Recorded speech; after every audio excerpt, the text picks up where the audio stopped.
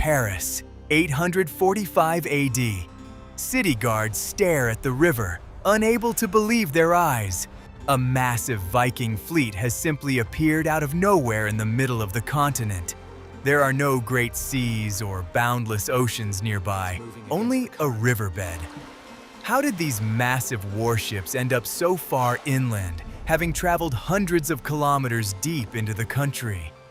You can't even imagine how ingenious and terrifying this tactic was to medieval inhabitants. The answer to this question terrified medieval Europe more than the sharp swords of the Northerners. We're used to thinking of ships as eternal captives of the water. If the river ends, your journey logically comes to a halt. But the Vikings looked at this rule and simply laughed ironically. For them, dry land was not an obstacle, but simply another rough road. We've gathered unique historical details about exactly how the Scandinavians carried out these overland crossings, forcing entire cities to surrender at the mere sight of ships appearing right at their walls. Watch the video to the end, and you'll learn what a shocking price the Frankish capital paid to stop this campaign. Imagine a modern military destroyer. It's a massive steel behemoth that is completely dependent on deep water. If such a cumbersome ship were to run aground, it would be a true disaster. The Vikings took a completely different engineering approach when building their fleet. They created a vessel that boldly defied all the laws of classical shipbuilding. The main secret lay in the hull's unique clinker planking. The planks were laid overlapping one another, just like the scales of a mythical dragon. This made the structure incredibly light, yet phenomenally sturdy. Modern engineers spend millions of dollars to reduce the weight of maritime vessels. The Nordic craftsmen easily achieved this with an axe and oak planks. European kings built massive galleons to defend their waters. They sincerely believed that size was the deciding factor in any battle. The Vikings quickly realized that speed was far more important than any thick armor. A heavy ship is simply a perfect target that won't go anywhere. A light drakkar is a nimble predator that always dictates the rules of the game. Thanks to their clinker-built hulls, drakkars possessed remarkable structural flexibility. On high ocean waves, the ship did not resist the water, but bent with it. This is very similar to how modern skyscrapers sway during a strong earthquake. A rigid, solid structure would simply have cracked at the seams under such colossal stress. The flexible wooden plating withstood the fury of the elements without a single major break. This lightness of construction solved yet another fundamental problem. A typical medieval ship was bound to the water forever and irrevocably. Pulling it ashore was an extremely difficult task, even for an entire regular army. The drakkar, however, weighed so little that the crew could handle it with ease. It was the first truly functional amphibious ship in world history. The strength of such an unusual hull surprises even modern researchers. The planks were fastened with iron rivets that held them together tightly. From the outside, it looks as if someone simply sewed pieces of wood together with coarse thread. But this strange wooden fabric easily withstood impacts against rocks and ice flows. No complex composite materials, just a brilliant understanding of the laws of physics. Because of its light weight, the ship expended minimal energy gliding across the water. It literally flew over the waves rather than plowing through them with its heavy bow. Today, designers of racing yachts use similar principles of aerodynamics. They create carbon fiber hulls to achieve maximum speeds in regattas. The Vikings practiced this method 1,000 years before the advent of sports science. Master shipbuilders did not use any blueprints or complex mathematical calculations. All knowledge was passed down from generation to generation through practice and visual memory. Sounds crazy to modern engineering minds, doesn't it? Your office job requires 2 degrees, yet they built masterpieces from memory. But their ships served for decades without major repairs in dry docks. It was precisely this ingenious design that became the key to their global expansion. The lightweight hull allowed rowers to conserve their strength during long voyages. A tired army is unlikely to be able to effectively plunder rich monasteries. The drakkar conserved the warriors' strength, delivering them to their destination fresh, and this conserved strength was critically important for the next stage of the journey. Ultimately, the engineering of the Northerners was centuries ahead of its time. They created the perfect tool for ruthless warfare and long-distance trade. The ship was sturdy enough for the open ocean and light enough for narrow rivers. But the greatest and most brutal test awaited this wooden vessel not on the water. The drakkars had to pass their ultimate test on solid, unforgiving land. The most interesting part began when the ship approached a foreign shore with predatory intent. The draft of a combat drakkar was laughably shallow, less than 1 meter. You could stand waist-deep in the water and easily touch the keel of this monster. This meant that the Vikings had absolutely no need for equipped deep-water ports.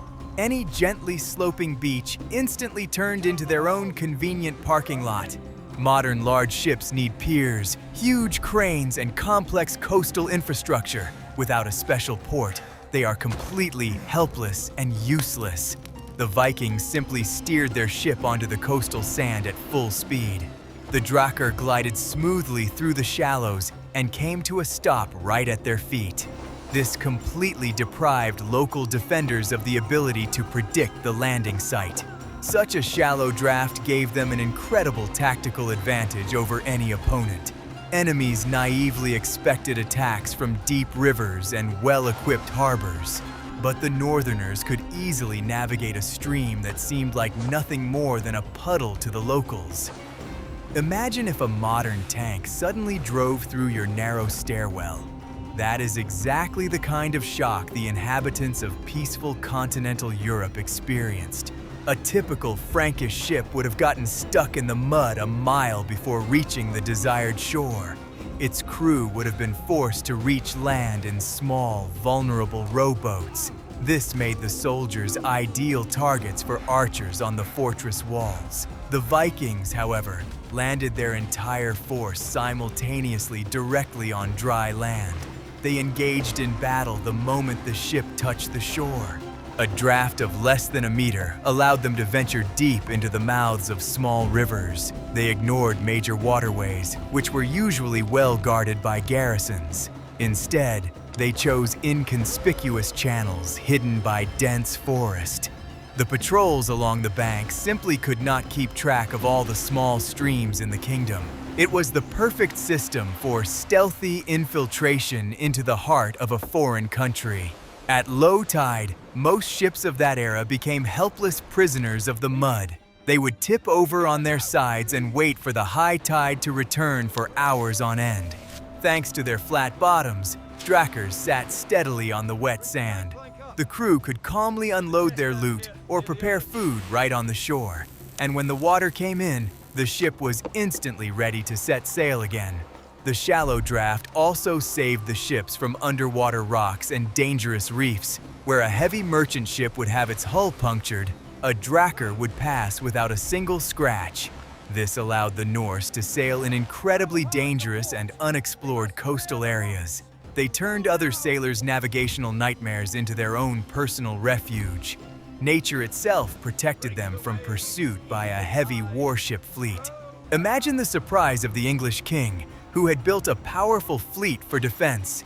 He waits for the enemy in deep water, preparing for a grand naval battle. But the Vikings simply sail through the shallows right behind his formidable admirals. They plunder the city and leave before the royal ships have time to turn around. A draft of just 1 meter destroyed the entire naval strategy of the time.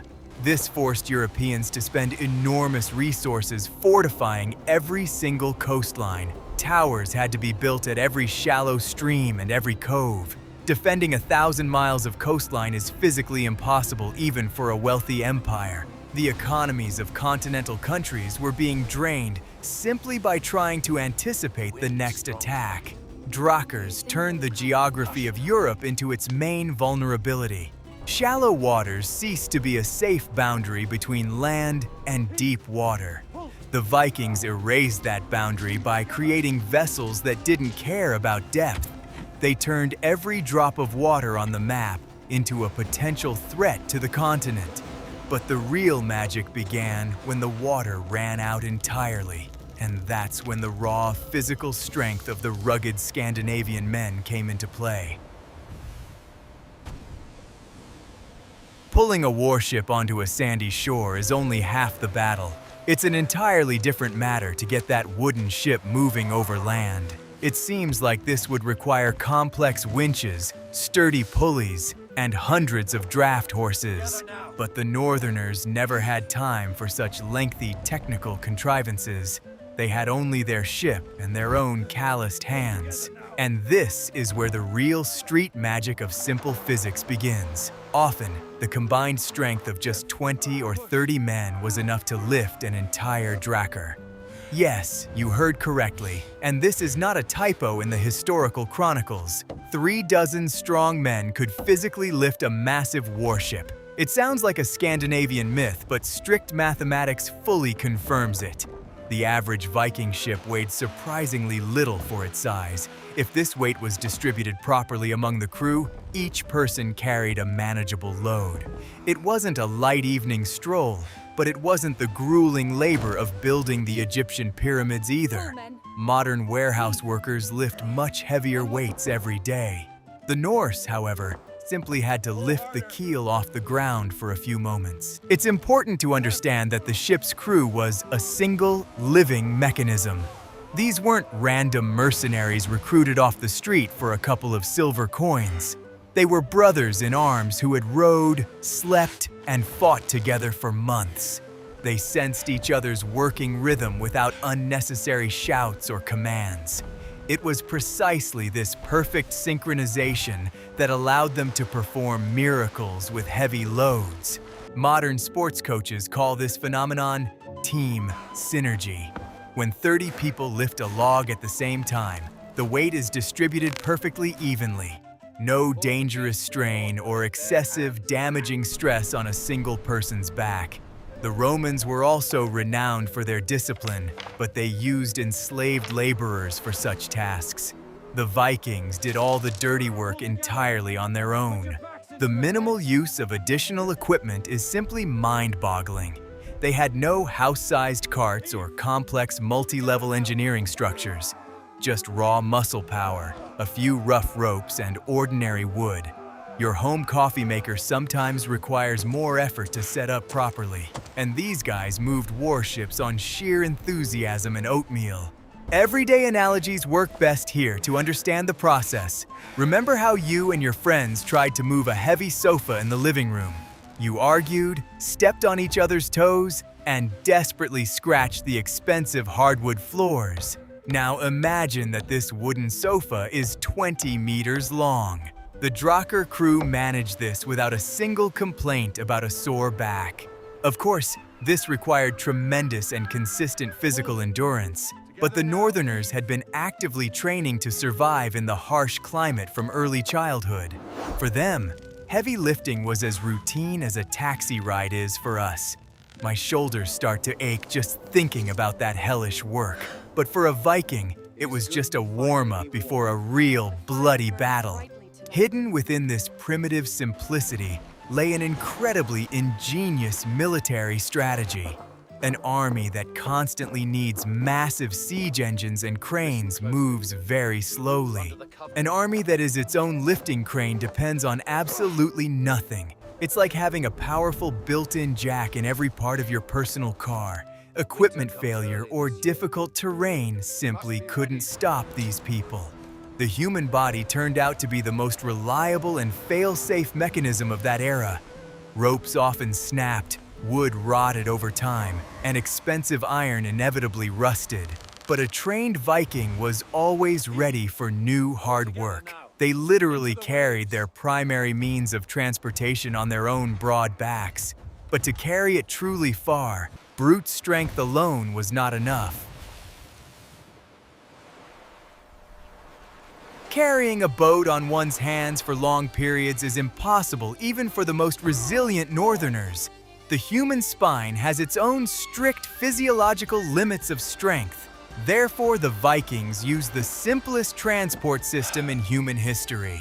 They cut ordinary logs and methodically placed them directly under the ship's hull. These logs functioned as reliable rollers, completely replacing the ship's vulnerable wheels. The process of rolling the ship over land looked like an endless human conveyor belt. As the heavy ship rolled smoothly over the front logs, the rear rollers were freed.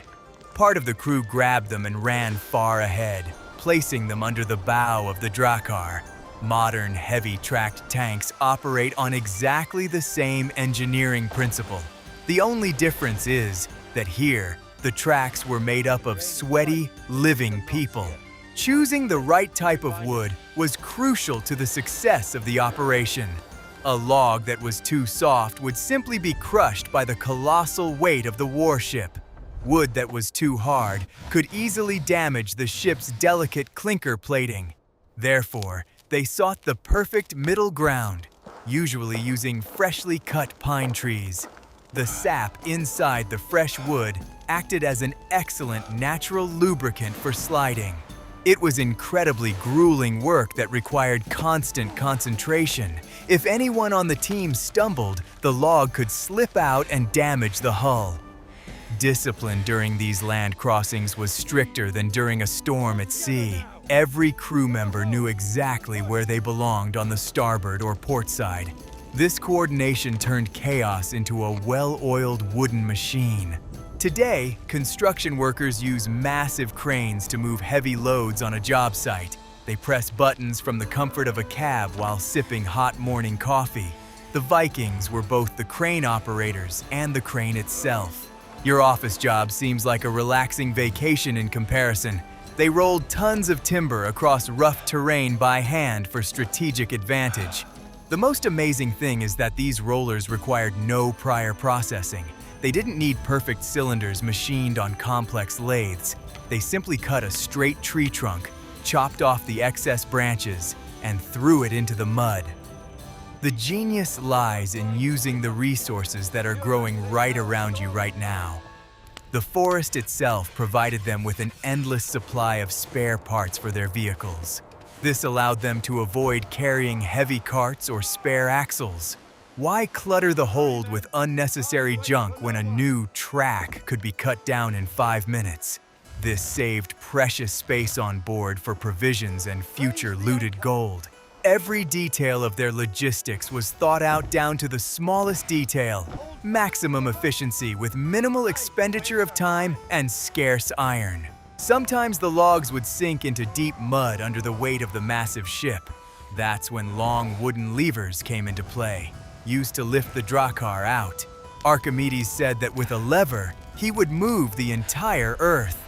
The Vikings hadn't read Archimedes' works, but they turned the rules of war upside down with sticks.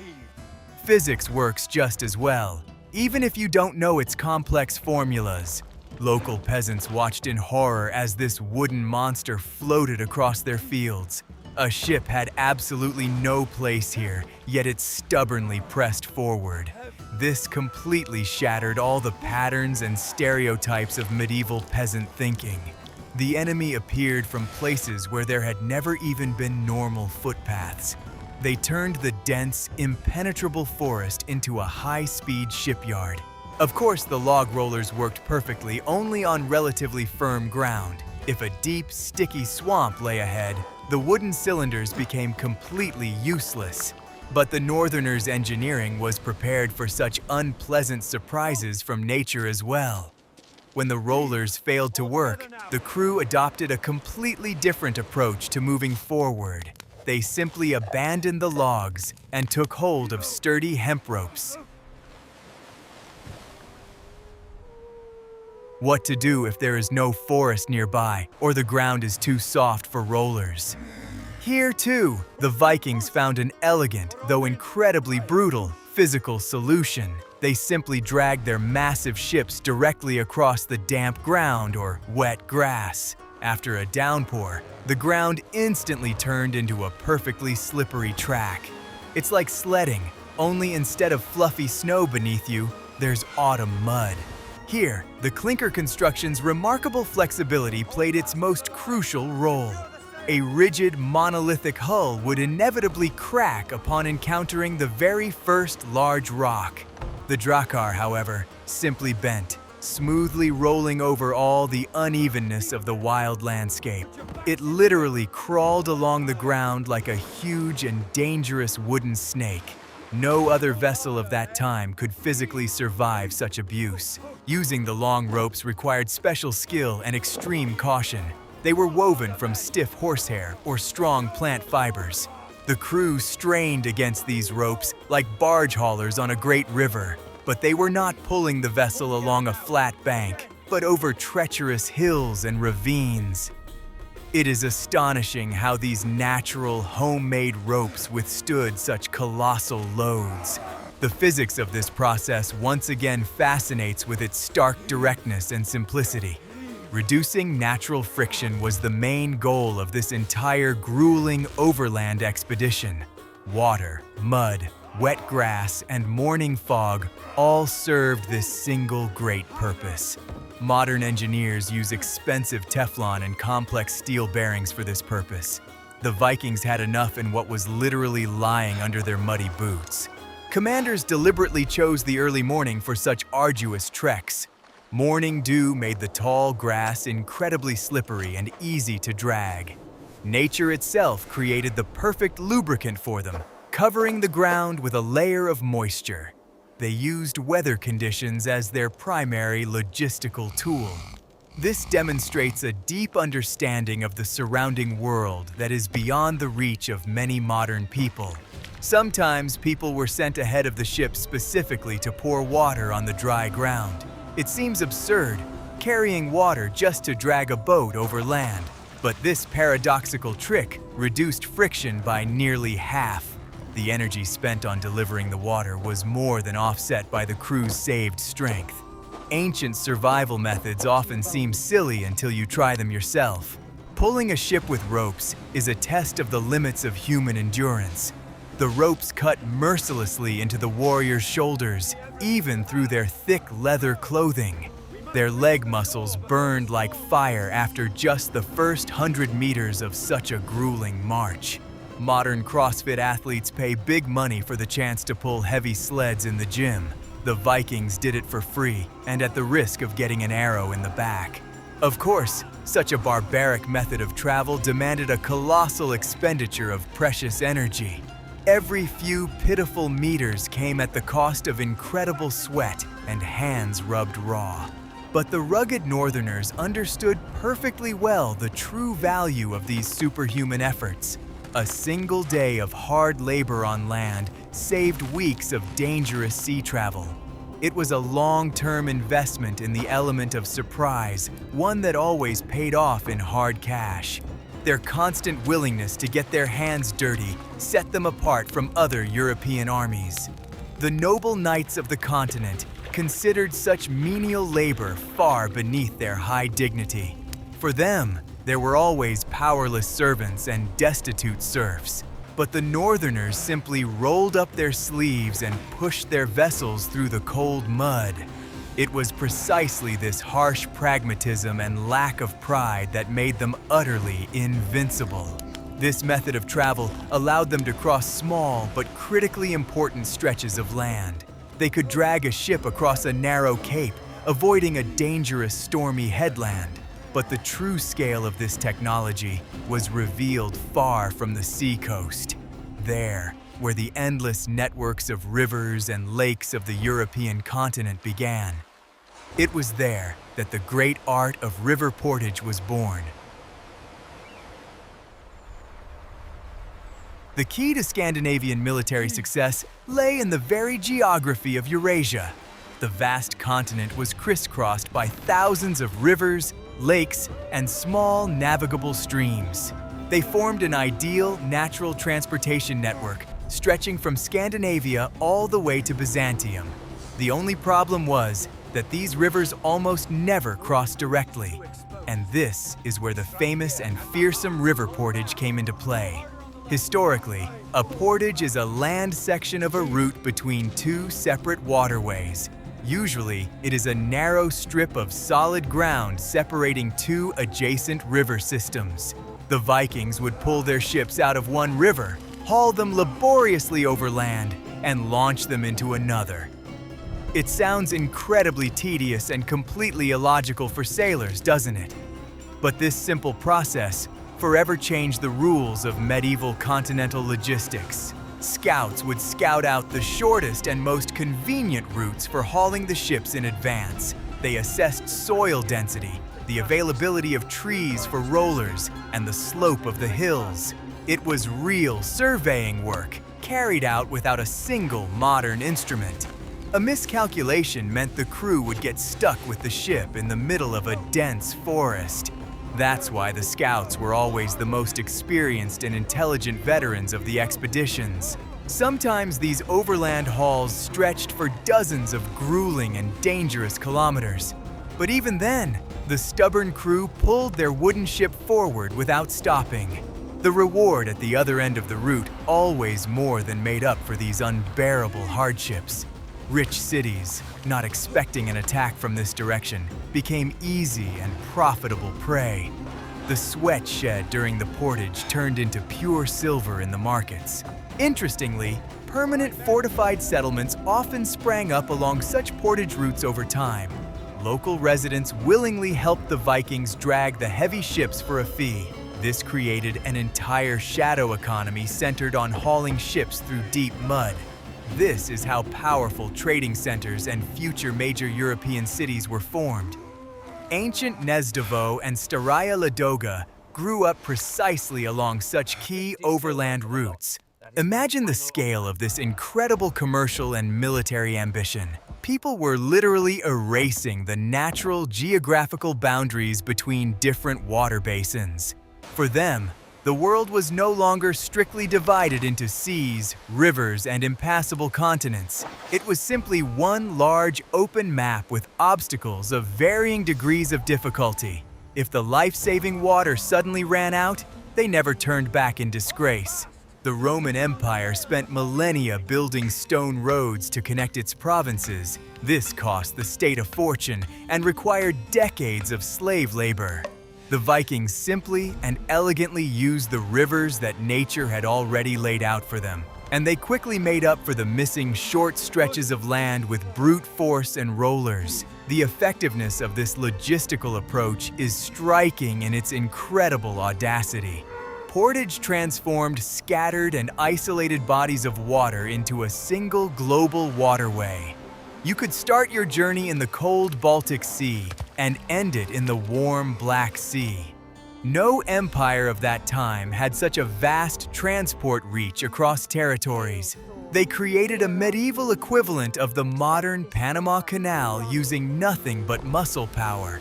And this transport network operated without a hitch for many centuries. To local residents, the portage seemed like a barrier that ships could not cross. They built defenses only along the obvious and familiar waterway. The Vikings shattered this illusion of safety with a single sudden appearance from the forest. They proved that there were no longer any safe or inaccessible places in the world. The portage became the key that opened absolutely any continental door. Thanks to this phenomenon, the Vikings penetrated incredibly deep into the heart of foreign lands. They did not merely raid vulnerable coastal European villages. They reached places that were considered completely protected from any maritime threat. And this route deep into the continent changed the balance of power throughout the world at that time. Rivers became their highways and portages, convenient crossroads. River routes opened up unexpected access to the richest and most ancient cities of Europe. Proud Paris, golden-domed Kiev, impregnable Constantinople, all stood on major rivers. Local rulers sincerely believed they were completely safe far from the salty ocean. But the drakkars suddenly appeared right beneath the walls of their ancient capitals. distance ceased to be a reliable defense against the ferocious northern raids. Modern logisticians still marvel at the efficiency of this transportation system. The Vikings established transcontinental trade routes long before the advent of freight trains. They transported Arab silver, Chinese silk, and Slavic slaves across the entire Eurasian continent. Their ships connected the vastly different cultures, religions, and economic systems of the time. It was the earliest and most aggressive form of globalization in human history. To travel these routes required not only courage, but also intelligence. You had to know when the dangerous spring floods began on the rivers. You had to know at which rapids the ship would inevitably have to be pulled to safety on the shore. This information was passed down orally and was valued higher than gold or a fine steel sword. The Vikings were not merely bloodthirsty warriors, they were outstanding geographers of their time. They could spend the winter deep in a foreign land, setting up a fortified camp. The ships were pulled ashore, turned upside down, and transformed into temporary longhouses. This solved the huge problem of winter housing without the need to build wooden huts. In the spring, they simply turned their home back over and sailed on to plunder further. The versatility of their approach to daily life is worthy of admiration by modern survivalists. Penetrating deep into the continent required constant diplomacy and harsh compromises. Sometimes it was more profitable not to kill the locals, but to trade with them peacefully. They paid for the right of safe passage through foreign territories or hired guides. This shatters the stereotype of the Vikings as mindless killing machines. They were incredibly pragmatic businessmen with very large axes strapped to their belts. Thanks to the rivers, they could strike at the weakest points of states. The king's army usually gathered at the borders to defend against traditional external threats, but the drakkars sailed up the rivers straight into the unprotected heart of the country, bypassing the outposts. This is similar to how a virus enters the body through the bloodstream, bypassing the skin barrier. They struck at the very heart of the economy, leaving the border garrisons idle. Sometimes they ventured so far that the return journey took many years. They established new settlements and intermingled with the local Slavic or Frankish populations. This is how entire principalities and duchies came into being, founded by people from harsh Scandinavia. Their ships brought them not just to new lands, but into a new history. And all of this was made possible only by the ship's ability to travel over land. Imagine the horror of a peasant in the depths of Bavaria who had never seen the sea. He's working in the field when suddenly he spots a sea vessel with a dragon's head. It's as if a real flying saucer were hovering over your city today. The psychological shock of such a deep incursion paralyzed the will to resist.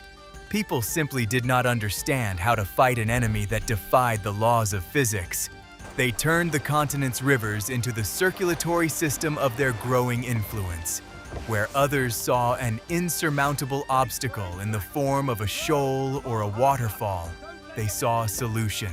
They simply went ashore, hoisted their transport onto their shoulders, and moved on.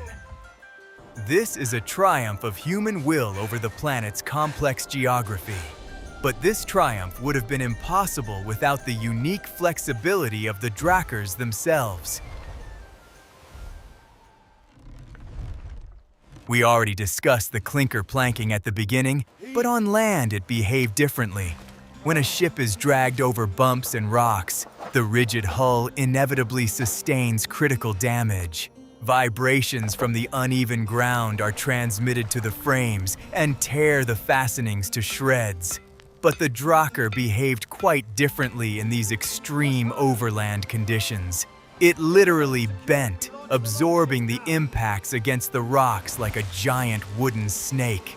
Modern cars use complex suspensions with springs and shock absorbers for a smooth ride.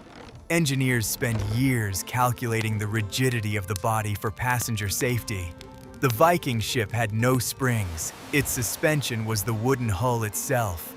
The planks could shift slightly relative to one another thanks to flexible iron rivets.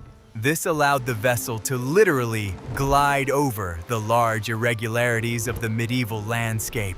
If they had used classic butt-joint construction, the ships would have fallen apart. Dry planks would simply have burst under the strain of rolling over yet another log. But the elasticity of the clinker allowed the load to be distributed along the entire length of the massive hull. It is astonishing how wood could behave like a piece of thick, dense rubber. This engineering marvel is still studied by shipbuilding students around the world. As it was dragged, the ship emitted terrifying creaking and groaning sounds. It seemed as though the wood was about to tear apart under the weight of its own mass. But an experienced shipwright could determine from the sound alone just how dangerous the stress on the planks was. They knew the limits of their vessel's strength better than modern telemetry sensors, and they rarely crossed that invisible threshold of destruction. For additional protection, temporary skids, or runners, were often nailed to the bottom. These were thick, cheap planks that took the brunt of the friction damage. When they wore down against the rocks, they were simply torn off and replaced with new pieces of wood.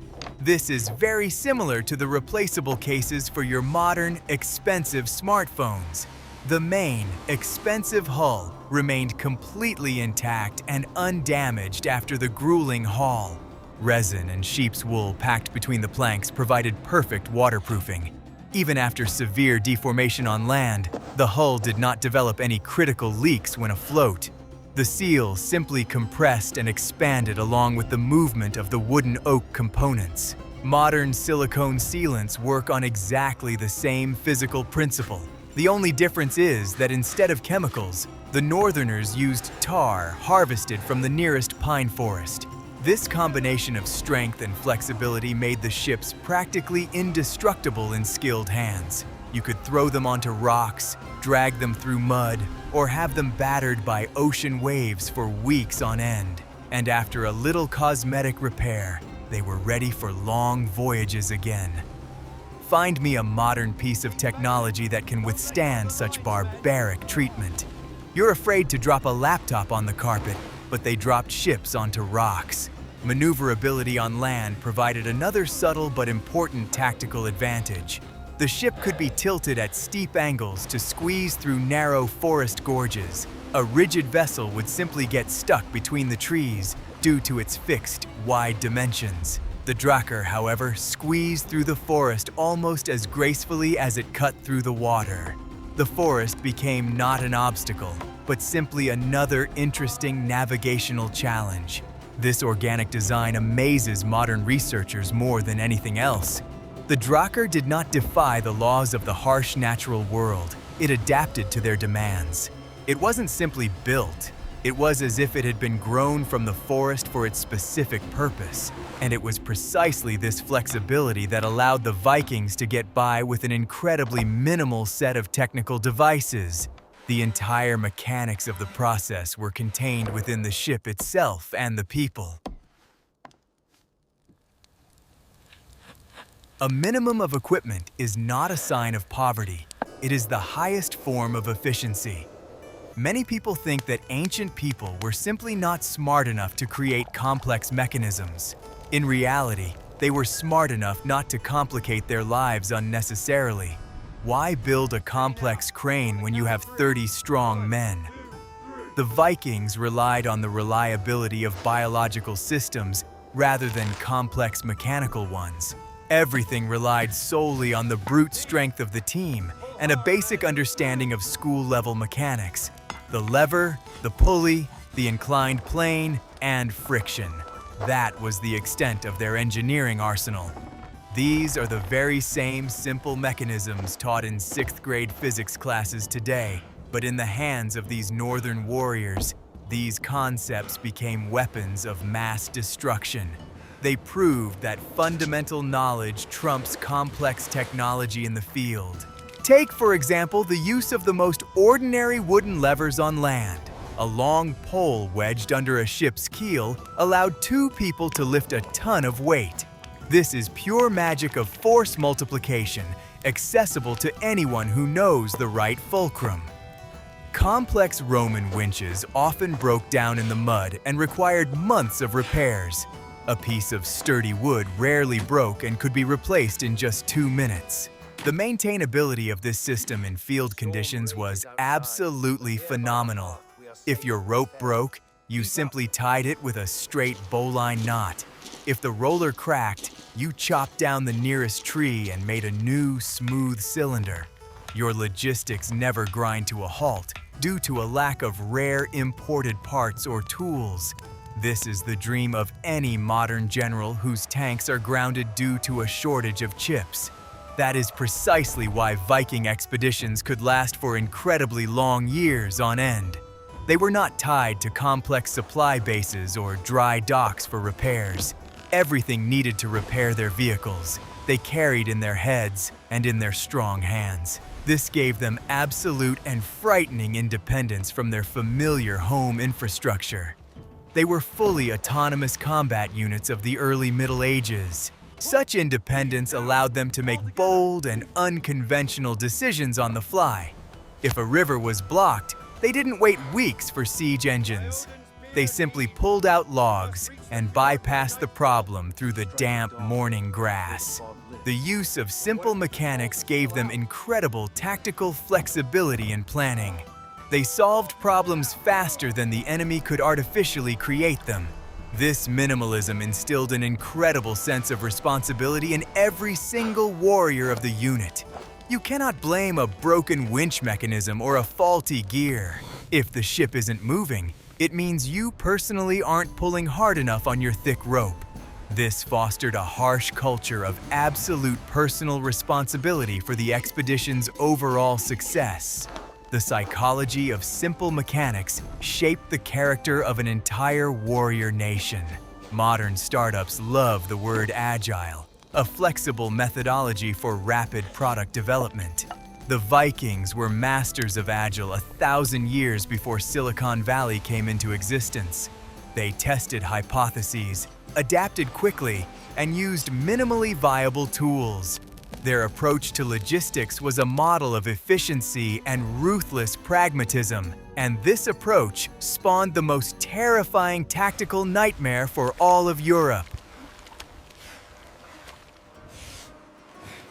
Hauling a heavy ship overland took time, but it provided a huge strategic advantage. It might seem that while warriors are dragging a vessel, they become highly vulnerable to arrows. But in practice, they chose routes where the enemy's appearance was physically impossible.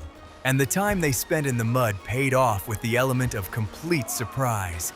They simply bypassed any major fortifications built by kings on large rivers. Massive iron chains stretched across the riverbed remained useless pieces of rusty metal. Stone towers guarding deep river mouths stood empty and unwanted. European generals thought in strict terms of roads, bridges, and open flat fields, but the Vikings thought in terms of absolute freedom of movement across the landscape. They landed where absolutely no one expected to find them. Imagine that you've locked all the sturdy steel doors in your secure home. You sit in your living room and feel completely protected from all threats. And then, a robber simply walks right through the solid brick wall behind you. That is exactly how desperate the Frankish and English kings of that brutal era felt. The rules of classical warfare, to which they were accustomed, no longer worked at all. The ability to move ships made the Norse more mobile than any army of the early Middle Ages. Heavy cavalry could ride fast, but rivers and swamps reliably stopped them. European infantry was too slow and unwieldy over long continental distances. Drakkars uniquely combined the speed of a ship with the absolute all-terrain capability of infantry. It was a true hybrid military transport, unrivaled in its kind. An unexpected emergence from the forest created a powerful, paralyzing psychological effect. When the enemy emerges from the thicket aboard a ship, it breaks the will of any normal person. The local, downtrodden peasants sincerely believed that the Northerners were actively aided by dark, demonic forces.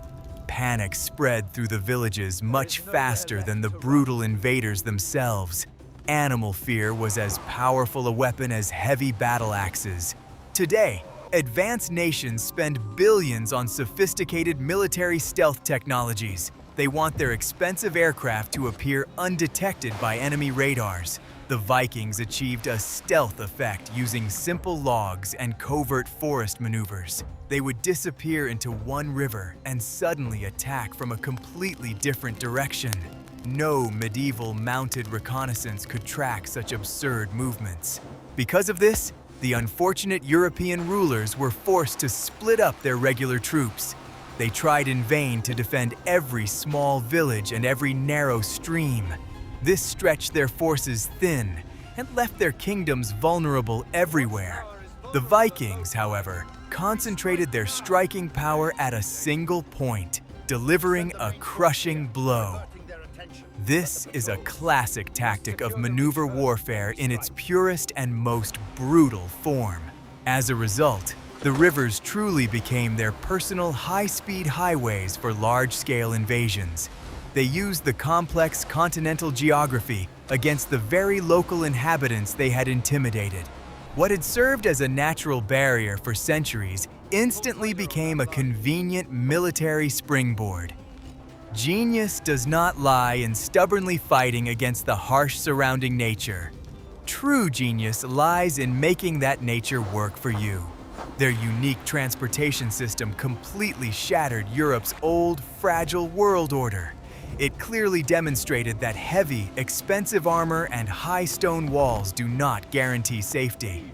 Speed, engineering flexibility, and unconventional thinking always triumph over the crude, static force of defense. And at the very center of this historic revolution was a simple clinker-built ship on wooden rollers.